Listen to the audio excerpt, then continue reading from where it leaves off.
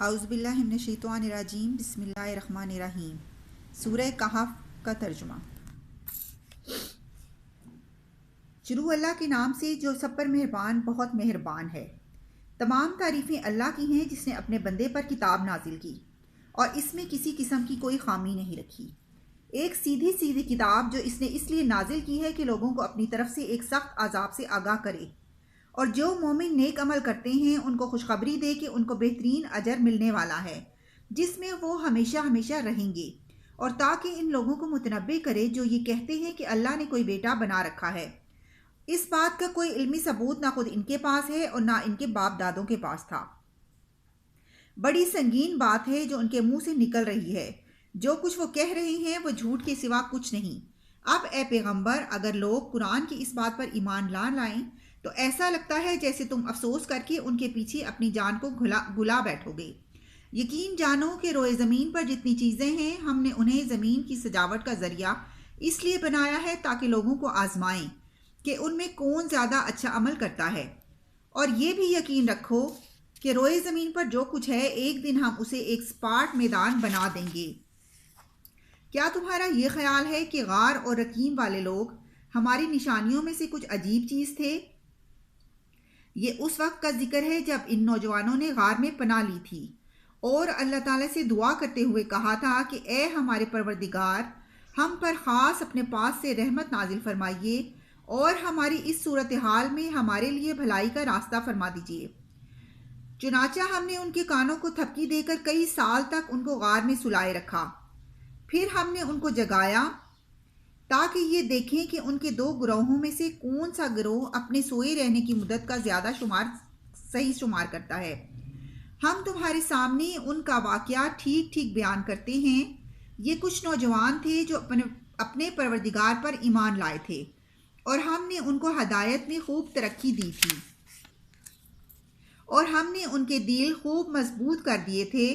یہ اس وقت کا ذکر ہے جب وہ اٹھے اور انہوں نے کہا کہ ہمارا پروردگار وہ ہے جو تمام آسمانوں اور زمین کا مالک ہے، ہم اس کے سوا کسی کو معبود بنا کر ہرگز نہیں پکاریں گے۔ اگر ہم ایسا کریں گے تو ہم یقیناً انتہائی لوگ بات کہیں گے۔ یہ ہماری قوم کے لوگ ہیں جنہوں نے اس پروردگار کو چھوڑ کر دوسرے معبود بنا رکھے ہیں۔ اگر ان کا عقیدہ صحیح ہے تو وہ اپنے معبودوں کے ثبوت میں کوئی واضح دلیل کیوں پیش نہیں کرتے؟ بھلا اس شخص سے زیادہ ظالم کون ہوگا جو اللہ پر جھوٹ باندھے؟ اور ساتھیو، جب تم ان لوگوں سے بھی علیحدگی اختیار کر لی ہے اور ان سے بھی جن کی یہ اللہ کو چھوڑ کر عبادت کرتے ہیں، تو چلو اب تم اس غار میں پناہ لے لو۔ تمہارا پروردگار تمہارے لیے اپنا دامن رحمت پھیلا دے گا اور تمہارے کام میں آسانی کے اسباب مہیا فرمائے گا۔ اور وہ غار ایسا تھا کہ جب تم سورج کو نکلتے وقت دیکھتے تو وہ ان کے غار سے دائیں طرف ہٹ کر نکل جاتا، اور جب غروب ہوتا تو ان سے بائیں طرف کترا کر چلا جاتا، اور وہ اس غار کے ایک کشادہ حصے میں سوئے ہوئے تھے۔ یہ سب کچھ اللہ کی نشانیوں میں سے ایک نشانی ہے۔ جسے اللہ ہدایت دے وہی ہدایت پاتا ہے، اور جسے وہ گمراہ کر دے اس کا تمہیں ہرگز کوئی مددگار نہیں مل سکتا۔ جو اس راستے پر لائے اور تم انہیں دیکھ کر یہ سمجھتے کہ وہ جاگ رہے ہیں، حالانکہ وہ سوئے ہوئے تھے، اور ہم ان کو دائیں اور بائیں کروٹ دلواتے رہتے تھے، اور ان کا کتا دہلیز پر اپنے دونوں ہاتھ پھیلائے ہوئے بیٹھا تھا۔ اگر تم انہیں جھانک کر دیکھتے تو ان سے پیٹ پھینک کر بھاگ کھڑے ہوتے اور تمہارے اندر ان کی دہشت سما جاتی۔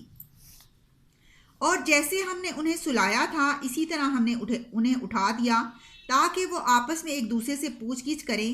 ان میں سے ایک کہنے والے نے کہا کہ تم اس حالت میں کتنی دیر رہے ہوگے؟ کچھ لوگوں نے کہا ہم ایک دن یا ایک دن سے کچھ کم نیند میں رہے ہوں گے۔ دوسروں نے کہا تمہارا رب ہی بہتر جانتا ہے کہ تم کتنی دیر اس حالت میں رہے ہو۔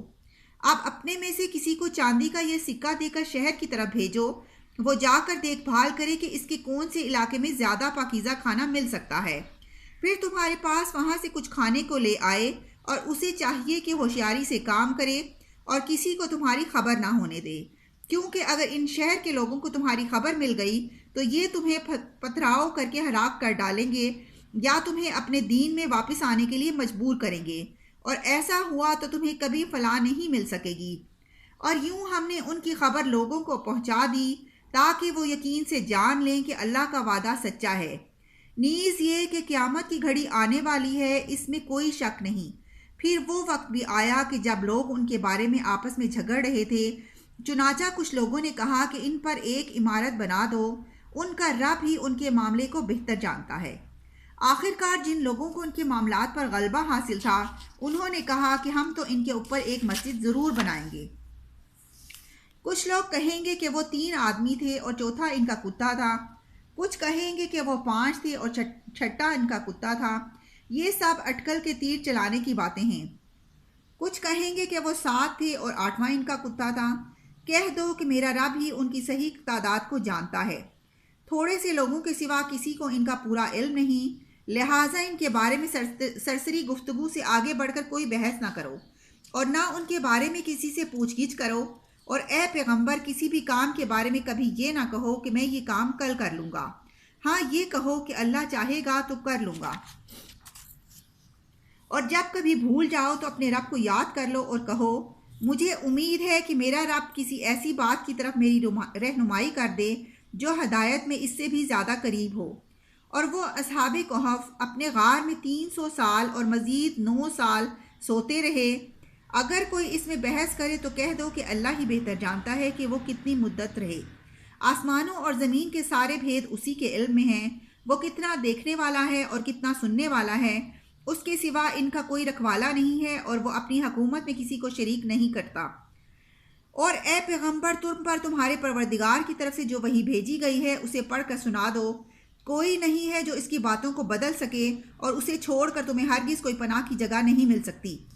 اور اپنے آپ کو استقامت سے ان لوگوں کے ساتھ ساتھ رکھو جو صبح شام اپنے رب کو اس لیے پکارتے ہیں کہ وہ اس کی خوشنودی کے طلبگار ہیں، اور تمہاری آنکھیں دینوی زندگی کی خوبصورتی کی تلاش میں ایسے لوگوں سے ہٹنے نہ پائیں کہ کسی ایسے شخص کا کہنا نہ مانو جس کے دل کو ہم نے اپنی یاد سے غافل کر رکھا ہے، اور جو اپنی خواہشات کے پیچھے پڑا ہوا ہے، اور جس کا معاملہ حد سے گزر چکا ہے۔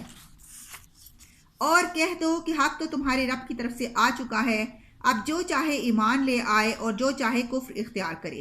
ہم نے بے شک ظالموں کے لیے آگ تیار کر رکھی ہے جس کی کناتیں ان کو گھیرے میں لے لیں گی، اور اگر وہ فریاد کریں گے تو ان کی فریاد کا جواب ایسے پانی سے دیا جائے گا جو تیل کی تلچھٹ جیسا ہوگا اور چہروں کو بھون کر رکھ دے گا۔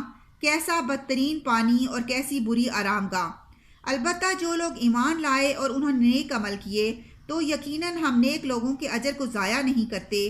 یہ وہ لوگ ہیں جن کے لیے ہمیشہ رہنے والے باغات ہیں، اور ان کے نیچے سے نہریں بہتی ہوں گی۔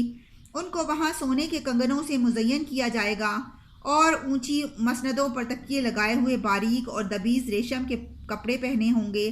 کتنا بہترین اجر اور کتنی حسین آرام گاہ! اور اے پیغمبر ان لوگوں کے سامنے ان 2 آدمیوں کی مثال پیش کرو جن میں سے ایک کو ہم نے انگوروں کے 2 باغ دیکھ رکھے تھے اور ان کو کھجور کے درختوں سے گھیرا ہوا تھا، اور ان دونوں باغوں کے درمیان کھیتی لگائی ہوئی تھی۔ دونوں باغ پورا پورا پھل دیتے تھے، اور کوئی باغ پھل دینے میں کوئی کمی نہیں چھوڑتا تھا، اور ان دونوں کے درمیان ہم نے ایک نہر جاری کر دی تھی۔ اور اس شخص کو خوب دولت حاصل ہوئی تو وہ اپنے ساتھی سے باتیں کرتے ہوئے کہنے لگا کہ میرا مال بھی تم سے زیادہ ہے اور میرا جتھا بھی تم سے زیادہ مضبوط ہے، اور وہ اپنی جان پر ستم ڈھاتا ہوا اپنے باغ میں داخل ہوا۔ کہنے لگا میں نہیں سمجھتا کہ یہ باغ کبھی بھی تباہ ہوگا، اور میرا خیال یہ ہے کہ قیامت کبھی نہیں آئے گی، اور اگر کبھی مجھے اپنے رب کے پاس واپس بھیجا بھی گیا تب بھی مجھے یقین ہے کہ مجھے اس سے بھی اچھی جگہ ملے گی۔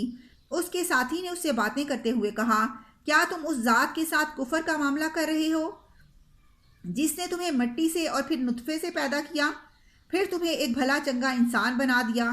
جہاں تک میرا تعلق ہے میں تو یہ عقیدہ رکھتا ہوں کہ اللہ میرا پروردگار ہے، اور میں اپنے پروردگار کے ساتھ کسی کو شریک نہیں مانتا۔ اور جب تم اپنے باغ میں داخل ہو رہے تھے اس وقت تم نے یہ کیوں نہیں کہا کہ ماشاء اللہ لا قوت الا باللہ، جو اللہ چاہتا ہے وہی ہوتا ہے، اللہ کی توفیق کے بغیر کسی میں کوئی طاقت نہیں۔ اگر تمہیں یہ نظر آ رہا ہے کہ میری دولت اور اولاد تم سے کم ہے تو میرے رب سے کچھ بعید نہیں کہ وہ مجھے تمہارے باغ سے بہتر چیز عطا فرما دے اور تمہارے اس باغ پر کوئی آسمانی آفت بھیج دے جس سے وہ چکنے میدان میں تبدیل ہو کر رہ جائے۔ یا اس کا پانی زمین میں اتر جائے پھر تم اسے تلاش بھی نہ کر سکو۔ اور پھر ہوا یہ کہ اس کی ساری دولت عذاب کے گھیرے میں آ گئی، اور صبح ہوئی تو اس حالت میں اس نے باغ پر جو کچھ خرچ کیا تھا وہ اس پر ہاتھ ملتا رہ گیا، جبکہ اس کا باغ ٹٹیوں پر گرا پڑا تھا، اور وہ کہہ رہا تھا کاش میں نے اپنے رب کے ساتھ کسی کو شریک نہ مانا ہوتا۔ اور اسے کوئی ایسا جتھا میسر نہ آیا جو اللہ کو چھوڑ کر اس کی مدد کرتا، اور نہ وہ خود اس قابل تھا کہ اپنے دفاع کر سکے۔ ایسے موقع پر آدمی کو پتہ چلتا ہے کہ مدد کا سارا اختیار سچے اللہ کو حاصل ہے۔ وہی ہے جو بہتر ثواب دیتا ہے اور بہتر انجام دکھاتا ہے۔ اور ان لوگوں سے دینوی زندگی کی یہ مثال بھی بیان کر دو کہ وہ ایسی ہے جیسے ہم نے آسمان سے پانی برسایا تو اس سے زمین کا سبزہ خوب گھنا ہو گیا، پھر وہ ایسا ریزہ ریزہ ہوا کہ اسے ہوائیں اڑا لے جاتی ہیں، اور اللہ ہر چیز پر مکمل قدرت رکھتا ہے۔